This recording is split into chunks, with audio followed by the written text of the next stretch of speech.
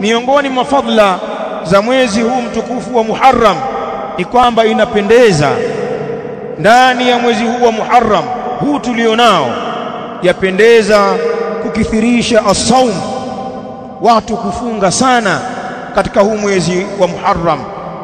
Fa'an Abi Hurairah radhiyallahu anhu, kutoka kwa Abi Hurairah radhiyallahu ta'ala anhu, qala Rasulullah sallallahu alayhi wa alihi wasallam, amesema Abi Hurairah radhiyallahu anhu, amesema Mtume sallallahu alayhi wa alihi wasallam, afdalu siyami ba'da Ramadan shahrullahi al-Muharram, bora ya funga baada ya mwezi mtukufu wa Ramadhan ni mwezi wa Allah, mwezi wa Muharram.